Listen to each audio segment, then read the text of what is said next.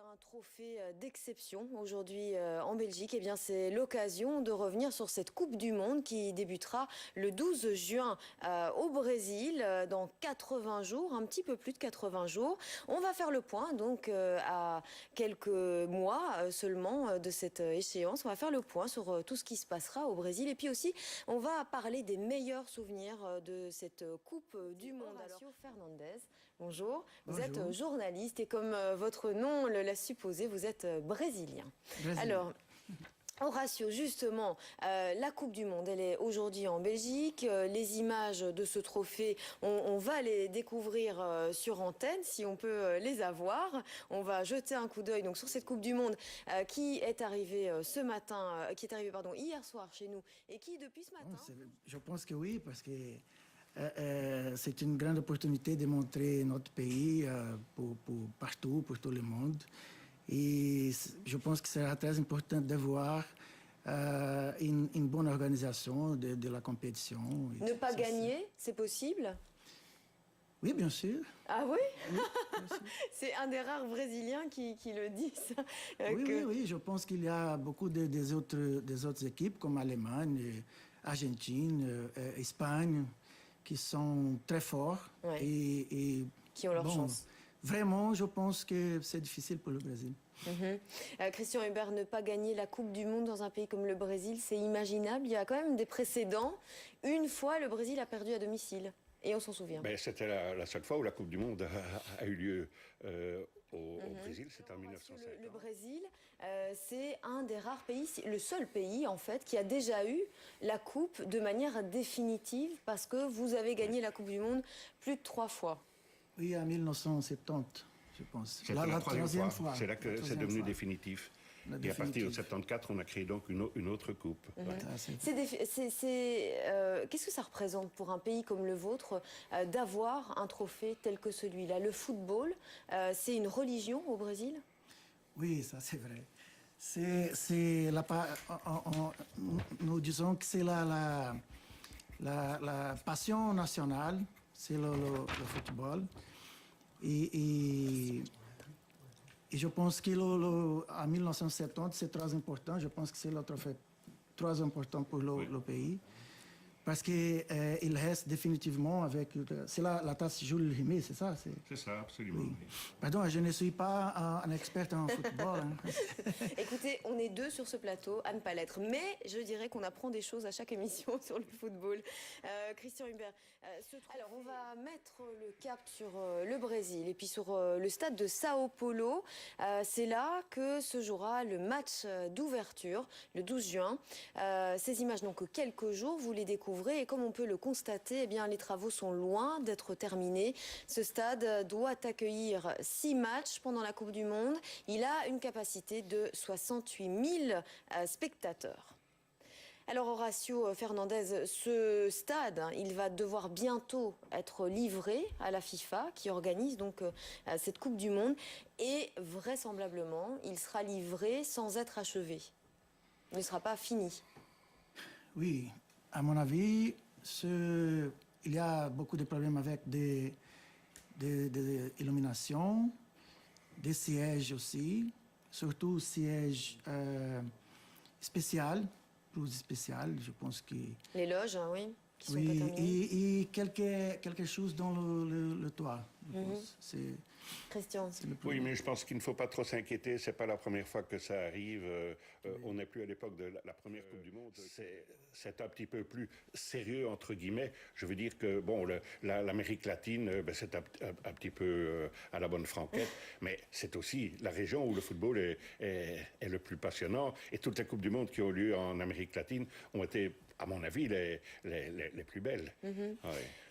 Horacio Fernandez, combien est-ce qu'elle va coûter, cette Coupe du Monde au Brésil? Est-ce qu'on a une idée de ça? Bon, la dernière fois que je lis, hier soir, c'est 3 milliards d'euros, presque 3 milliards d'euros. Et ça, c'est 3 fois plus cher que le qu'ils prix... avaient prévu au départ. Hein. Oui, oui. Ah, c'est toujours plus cher que ce qu'on prévoit au départ. Oui, 3 fois. Oui, 3 fois plus cher. Christian Hubert, est-ce que ces chiffres-là, 3 milliards d'euros, c'est Ça semble énorme finalement pour organiser un c'est événement énorme, sportif. mais les Coupes du Monde n'ont jamais laissé un pays, enfin une organisation vraiment dans la dette. Horacio, quel est l'état d'esprit des Brésiliens? On est à 2 mois, un petit peu plus de 2 mois de la Coupe du Monde. Quel est l'état d'esprit aujourd'hui des Brésiliens? Bon, Est-ce que c'est une grande fête qui s'annonce? C'est très bien, à mon avis, c'est très bien. Comme je dis avant, le football, c'est la passion nationale. Et bien sûr, avec le carnaval, le samba, mais le football, c'est le plus grand, je pense. Est-ce que ça intéresse tout le monde? Est-ce qu'il n'y a pas des Brésiliens qui se disent un peu pas très enthousiastes par rapport à la Coupe du Monde, qui n'ont pas très envie de l'accueillir? Bon, je sais il y avait une enquête sur sur la situation du peuple. Et je pense que 30% des personnes sont contre la Coupe du Monde. Contre? Et le Brésil, il y a plus que 200 millions d'habitants. Donc, 70% des habitants sont enthousiastes. Oui, c'est vrai, il faut le voir comme ça. 70% des habitants sont enthousiastes. C'est un peu comme ça tout le temps, hein. Ben oui, chaque fois qu'il y a une méga organisation quelque part, ben, il y a des pour et des contre, et notamment ceux qui ne s'intéressent pas au football, ben, ils vont dire pourquoi on dépense de l'argent. Et les chefs d'État. Alors, le prince Philippe a décliné l'invitation. Le roi Philippe, pardon. Oui, le roi Philippe, effectivement. Bien sûr, nous l'avons invité et nous aurions été ravis de l'accueillir ici aujourd'hui, mais malheureusement, il avait d'autres obligations. Merci Aurélie Kert d'être intervenue dans cette édition d'RTL+. Alors, Christian Hubert, cette Coupe du Monde, quand même, on la voit arriver là en Belgique. Est-ce que ça fait partie des possibilités? Est-ce que c'est un rêve inaccessible pour l'équipe belge cette année? Non, c'est un rêve qui n'est pas inaccessible. Seulement, une Coupe du Monde, ça tient à très peu de choses. C'est pas toujours quand on est les meilleurs qu'on gagne. On est arrivé en demi-finale en 86, alors qu'on avait une équipe qui était nettement moins bonne que 4 ans plus tard en Italie, où on était sorti en huitième de finale. Mais bon, aujourd'hui, la Belgique est 10e dans les hiérarchies du football mondial et a un tirage au sort assez favorable. Donc, on peut imaginer, logiquement, qu'ils valent au moins un quart de finale. Horacio Fernandez, le Brésil, ça a une image assez extraordinaire dans l'imaginaire collectif, en tout cas auprès des Belges. Ça a l'image d'un pays de fête, un pays de samba. Est-ce que c'est comme ça que ça va se passer pendant la Coupe du Monde? Est-ce que ça va être une grande fête là-bas? Oui, bien sûr. Mais je pense aussi que je dois dire vraiment ici, je pense. Oui. Mais je pense que nous avons beaucoup de problèmes politiques, économiques. Il y a beaucoup de manifestations des rues, comme vous savez bien. Et ça, c'est pas bon pour la fête. Le pays, c'est un grand pays de fêtes. Et ça, c'est la vérité. Mais nous avons beaucoup de problèmes et je pense que le gouvernement doit se préparer aussi, Christian Hubert. Le gouvernement se prépare à tout ça. Oui, bien sûr. Mais en Afrique du Sud, on avait les pires craintes aussi. On dit les stades ne seront pas finis, il n'y a pas de sécurité, il n'y a rien qui va. Finalement, cette Coupe du Monde s'est très bien passée. Donc, je ne vois pas pourquoi le Brésil ne ferait pas au moins aussi bien. Alors, écoutez, Brésil en finale, Horacio? Belgique. Belgique? Brésil, moi, je dis Belgique. Italie aussi, je suis désolée, mais... Il y a presque pour deux équipes. Uruguay, pas Uruguay. Non. Pas Uruguay. Alors voilà, on va faire une finale à 3, Belgique, Italie, Brésil. Voilà, c'est décidé, ce sera comme ça. Il est 12h50. Merci en tout cas d'être venu nous aider à nous mettre dans l'ambiance du Brésil, donc à 2 mois de cette échéance.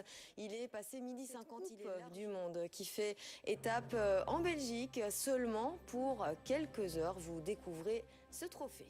Et on va retrouver Daniela Prepeliuk pour un petit point météo. Daniela, on vous a vu esquisser un petit air de samba, un petit pas de danse.